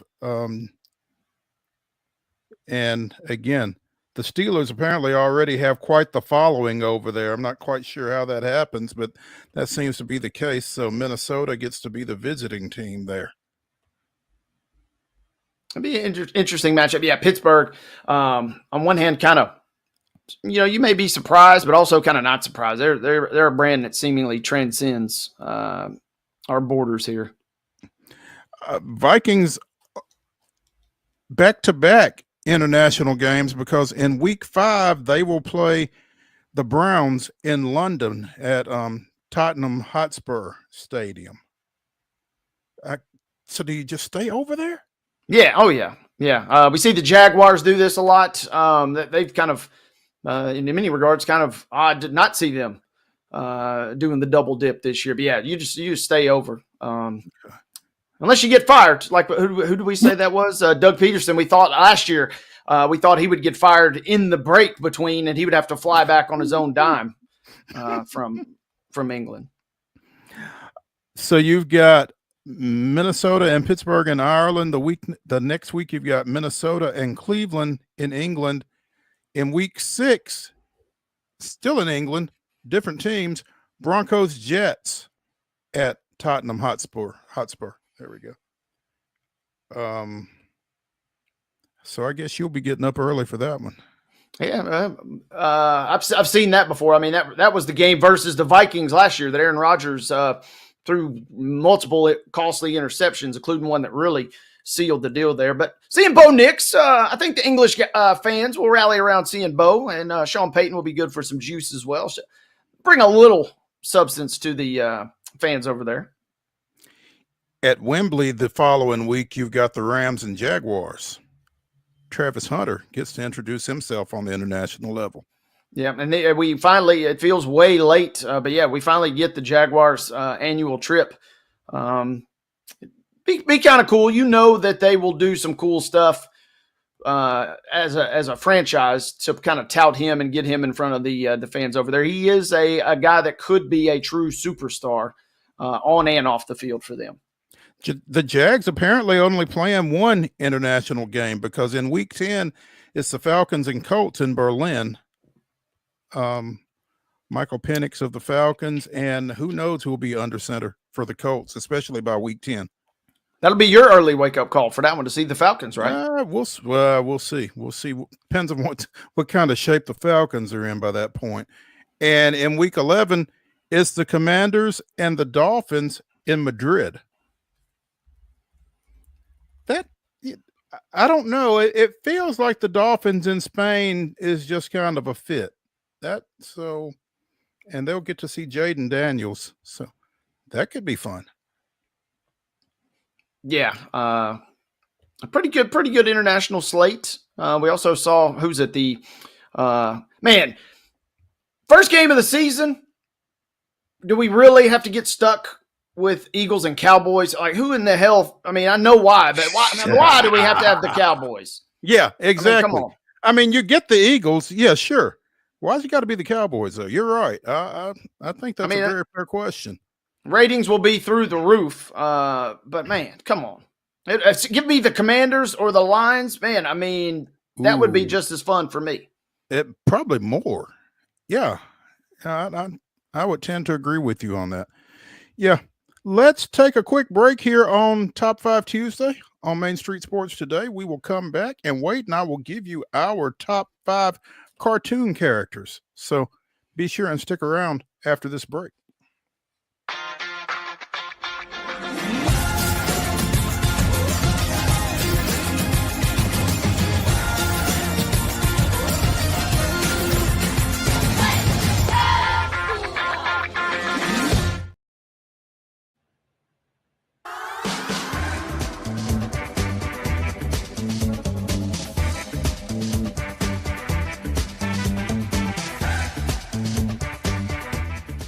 Hey, we're back. It's the final segment of Top 5 Tuesday here on Main Street Sports Today, presented by the Tennessee Orthopedic Alliance of Columbia. That means it's time for Top 5 Tuesday, as Wade and I give you our top 5 in some category. It might be sports related. It might not be. Today, it is not. It is our top 5 cartoon/animated characters. And I'm not real sure exactly what it was where this idea germinated for me, but we're going to have some fun with it. So, Wade, start things off. Man, give me Bugs Bunny right off the rip. About as classic as it gets. My man Bugs, he's been doing it for a long time. Invented in the 30s, and he's still pretty solid. Maybe doesn't quite have the panache he did in the 80s and 90s, but my man can still get it. Bugs Bunny, very versatile animated character. Fantastic. He's one of my all-time faves. You know, Chip kind of stole my thunder a little bit there in the 3 o'clock segment, but Foghorn Leghorn was always a favorite of mine growing up, and the Southern accent and everything else, I guess it just kind of resonated, but kind of a bigger than life type figure on the farmyard. Foghorn Leghorn is my number 1. Tough to go ahead. I mean, anybody from Looney Tunes is great, but yeah, he was a classic character. Yeah, for sure. Your number 2, Wade? Number 2 for me, let's jump a little more modern, but I mean, Woody from Toy Story, one of the great movies, kind of my youth, and I could have gone Buzz Lightyear. You know, I understand if you want to go Buzz Lightyear, but give me Woody, voiced by Tom Hanks. The guy is as good as it gets. He can get you in a little bit of trouble, but he knows how to get you out of a little bit of trouble too. I love me some Woody, and I'll take him with number 2. My number 2, and I don't watch the show a whole lot, but the clip of Stewie Griffin as, you know, shakedown artist after winning a bet from Brian on Family Guy. Where's my money? Just makes me laugh to the point of tears. Stewie Griffin is my number 2, and you owe it to yourself to go and find that clip. Stewie and Brian, where's my money? Google that. Thank you. Yeah, he is solid. Seth MacFarlane doesn't miss very often, and he certainly doesn't miss with Family Guy and Stewie. A number of great characters there. But yeah, he's a good pull. You kind of went into the modern era on network TV. I'm right there with you because I'm going Homer Simpson, number 3. My man, he's an everyday man. I mean, and okay, yeah, he falls asleep at the job. Yeah, he drinks every night, but he loves his family, and he'll get you in just enough wild situations that you kind of just can't help but chuckle at him. Give me Homer Simpson, number 3. Dope. Yeah, absolutely. My number 3, and I guess having kids of a certain age is where this one comes from, but give me the Powerpuff Girls. Bubbles, Blossom, and Buttercup, saving the world before bedtime. The Powerpuff Girls. I was always just entertained by that. It's a little modern. And like I said, it was more the exposure from hanging out with my kids than anything, but that's my number 3.